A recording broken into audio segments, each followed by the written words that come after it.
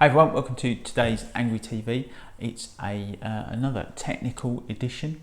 Some of you will have seen on my Twitter account that I was due a phone upgrade this month, and I've been umming and ahhing about what to get. Now, if you've seen the title of this video, it's probably going to come as a bit of a disappointment because it was a so almost switch.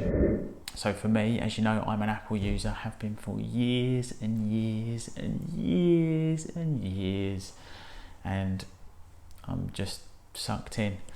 But every so often you see something, you just think, God, that's lovely, that's so nice. And that's what happened to me the first time I saw the Samsung S10 Plus. What a phone! Have you seen it? Oh my God, it's gorgeous.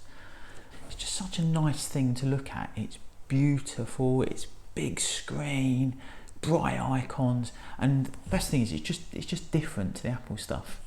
So I've been looking at this long and hard over the past few weeks, umming and ahhing about what to do, how to do it, should I do it, shouldn't I do it, and well, yesterday I literally came this close to getting one.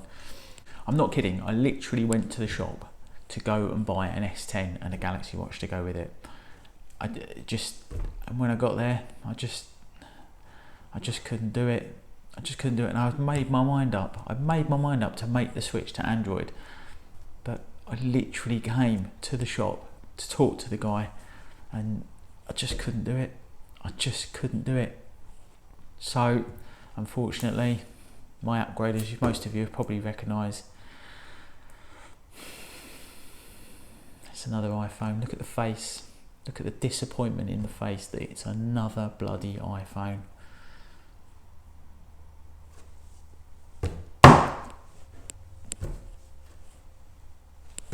So you probably want to know why.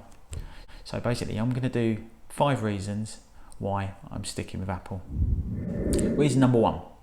The problem with being an Apple user, especially one like me who's been using the stuff for like 20 years now, is you become so invested in it as a system.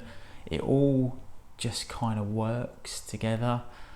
MacBooks work with phones, the watches work with phones and everything else. And if you've got AirPods, they just work. And that's such a pain in the bum if you're moving away from that whole system that you're used to. And as much as I love the S10, if I'd have got the S10, nothing I've got would have worked with it. And yes, the wife can text me or she can WhatsApp me and all that sort of stuff, but the convenience of getting your messages on your desktop, it's really quite hard to explain just how you kind of get used to it. The message pops up and you type away on your laptop and it's done and dealt with. You haven't got to pick a phone up and mess about with that. It just all kind of works. It's the same with like AirPods. You pick them up, stick them in your ears, and it just connects straight away. If I'd have got the S10, the AirPods would have worked, but they wouldn't have worked in the same way. I'd have had to connect them every time. They wouldn't have had the Siri functionality and all that sort of stuff. And the watch as well, it's all just seamless, it all just works together, and it's because it's all Apple. And yes, that's Apple being really clever and really smart and making sure you never leave, but when it actually comes down to it, they have kind of got you. That was one of the reasons that I actually wanted to change, because that really quite annoys me about it. But once you've been there, it's really hard to get away. Reason number 2.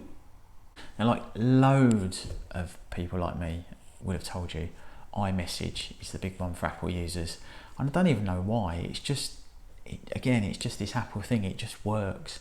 And the problem that I have mostly is that my entire family have got iPhones, so we're invested in group chats, family chats. I chat with my daughter.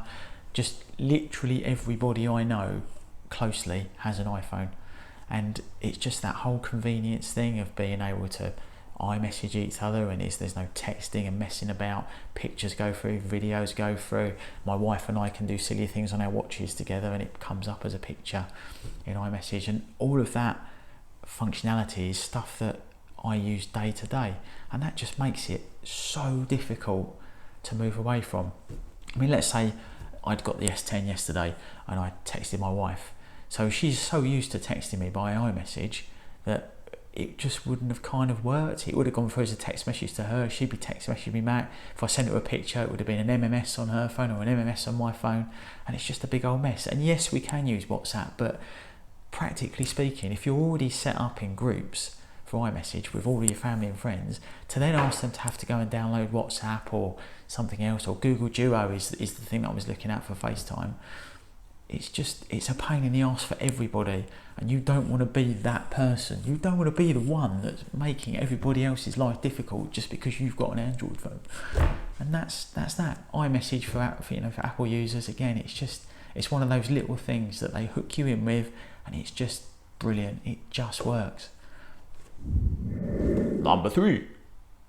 Now, it could be said that Apple like to make things simple, and that's possibly because the users are quite simple. Now, Android, as you know, is massively customizable. You can do so much stuff with it. Everybody likes playing about and setting it up and doing their own thing with it. And I guess if you're used to that, that's great. But again, as an Apple user for 20 years, everything is so simple, it's so straightforward, and it just works. And it's really, I don't know, it's kind of like years. It's really intuitive. It just kind of seems to do what you want it to do, or do what you expect it to do. Whereas like the S10, if you sit looking at one in a shop and it's all lovely, it's on the stand, you're messing about with it in demo mode, nothing kind of, it just doesn't work in the same way. The scrolling's a bit rubbish, and there's a back button you can't back swipe, and your control center's not in the same place, and notification center, and it's all a bit icky. And it just kind of is. And yes, it's not nice being restricted by Apple and in the way it looks and the way it feels, but I guess there's kind of a reason for that. You can't mess it up, and it will always work. I can't recall ever having an iPhone that has played up, really. Now, I did the Android switch 2 years ago, and there are videos on my YouTube channel which you'll find around somewhere, and it's the same thing. It was all a bit awkward and a bit buggy and a bit crashy, and it was all a bit of a mess. But the S10 was such a nice phone, I was willing to give that another go. But again, it's one of the reasons that I've just been unable to switch. It just looks, feels intuitive, it just works. That's that Apple thing again. I know I sound like a fanboy, but I am a bit of a fanboy, but I'm open to Android, I'm open to other things, but the Apple thing, there's no getting away from it. It just works. Number 4. Now, this is going to make me sound like the most horrendous snob in the whole of the internet, but when you look at an Android device, and even the S10, it's stunning, it's a beautiful phone, it's just lovely. When you pick it up in your hand and play about with it, it just doesn't feel like £1,000. It doesn't. It just doesn't feel premium. It's a bit plasticky and a bit. It's just something about it that doesn't feel posh. And when you're spending a huge amount of money on a phone, albeit by monthly cost, which everybody's used to, and that's fine, it still doesn't feel like a premium product. And whenever you kind of see an Android device out and about, it always looks a bit, naff, really. It's a bit plasticky and a bit big and a bit bulbous, and you can't say that about the S10. The S10 it's lovely. It's a really nice thing. When you pick it up in your hand, it does not feel like a month's wages. It really doesn't. And that's the thing with the iPhone. The XS Max, it actually looks and feels like the money it costs. And when you are spending that amount of money for something that you're going to use for 2 years, you kind of want it to be like that. You don't want it to be tomorrow's chip paper. And yes, I'm fully aware at the time of making this video, the iPhone 11 is due imminently, but have you seen it? It's ugly. It looks like this. It's horrendous. It's so ugly. The big ugly camera thing, you can tell Steve Jobs is dead and Johnny Ive's left. It's minging. It's nasty. It's not going to be a pretty phone. We've only seen leaked ones, so the real one might look much better, but I can't see it because there are cases on the internet that have been made. It's going to be a minger, so I'm pretty happy with the XS Max because it's still quite a nice looking phone. But it's this premium thing. Sorry, Android, I really am. 5. So what really killed it at the time, I was talking to the guy about the options and what we were going to do at the e-store. It actually came down to my own use of the phone. And I think this is key for everybody if you're thinking about making a switch. I think you have to ask yourself what you actually use your phone for. Now, last time I tried Android, I had the S8. It was lovely, really nice phone, really different to Apple. Everything that kind of just excites you about technology was different. But I used it hard for 3 months and it just didn't work out for me. It was buggy and it was crashy and it was all of the things that I've mentioned in this video already, but it just wasn't a good experience. So I was a little bit, that kind of was niggling at me while I was trying to make a decision. I was just like, if I do it, am I going to regret it again in 3 months' time? But with the work that I do and this and social media and all that kind of stuff, for me, my phone is a tool. Now I run my own business and I basically do the majority of it from my phone. So if I can't run my business from my phone, I'm buggered.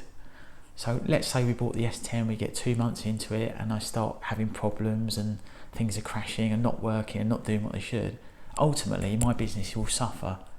And with an iPhone, because I'm used to it, and yes, it probably is because I'm used to it, I know I can do my job with a phone from Apple because it just works and I'm used to it and it does everything I need it to do. It does videos, it does social media, it does all of that good stuff, and it just does it well and it does it reliably. So at the point I was going to go, I'll have the S10 and the watch, I just wasn't sure that I was going to be able to work with it. And that's no reflection on Android at all. It just isn't. It's just that in my own heart of hearts, I know I can do what I need to do on iOS. My main business is run on an iPad. It all works and I can do what I need to do, and I couldn't have said that of an Android. So to be spending again that amount of money changing the systems, changing everything, really, it was just a step too far. And I just sort of think really, when you're considering the switch between iOS and Android, you just kind of need to think about you and what you use your phone for. If you're surfing the web and YouTubing and your mate's using WhatsApp, go for it. Go and buy an Android. Go and get an S10. It is beautiful. It's a lovely phone. Different, nice, lovely. Really, really nice and different. But if you are using your phone as a tool for work, that changes the game. And that was where really yesterday for me, it all fell apart. It all fell apart. All of those other things are a bit by the by, but the bottom line is, could I have done what I needed to do on an Android, done it well, reliably and comfortably? And I wasn't sure. And because I wasn't sure, it's another bloody iPhone. So there you go. That's my 5 reasons why, yet again, I've got another bloody iPhone. You can tell. Look at the face. Look at the disappointment in the face. Look. Nothing. Another iPhone.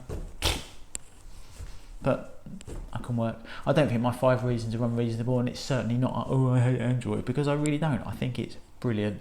I think it's a really good operating system. Some of the phones are fab, and it's different. It's just different to Apple, but it just isn't for me.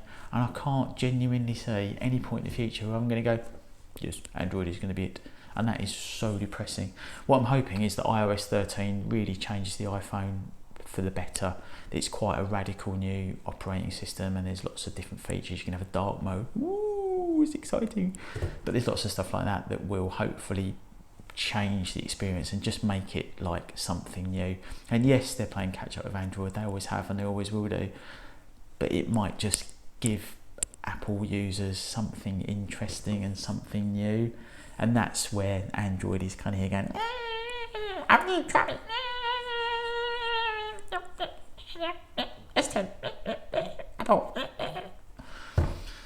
But we'll see. It's due out in, I think it's September, October time. So as soon as that comes out, we will get that downloaded onto the XS Max and see what happens. But there you go. The most disappointing video on YouTube this year, probably. I'm not going to bother doing an unboxing video because you've seen one of these taken out of the box, and to be honest, I just need to get it set up and start using it, so that's completely pointless. Don't bother. If you want to find unboxing videos, there's millions of them on the internet, particularly because this phone's been out for almost a year. So go and look at that. It will come out, it will be cellophaned, and there'll be bits and bobs, and it will look all fancy, and then you'll throw it in the case and forget about it. But yeah, I'm not going to bother with that. So thanks very much for watching this episode of Angry TV. Always good to have you with me. Don't forget, if you like my style, subscribe down here and click the bell wherever the bell is around. I'm still not used to that yet, to make sure you see angry videos as they come out. I'm going to do a follow-up on this in, let's say, I don't know, a week or something, just to see how we're getting on with it. But I don't expect it to be vastly different to the phone I'm using now, to be honest. But it'd be nice to have a look around it and that kind of thing. So stay tuned for that. Obviously, if you guys are on Twitter, don't forget to follow me. It's Angry Britain. You'll also find us on Instagram and YouTube and Facebook and everywhere else on the internet, as well as here. So thanks again for watching. Hope you enjoyed this video. Let me know what you think in the comments below. See you next time.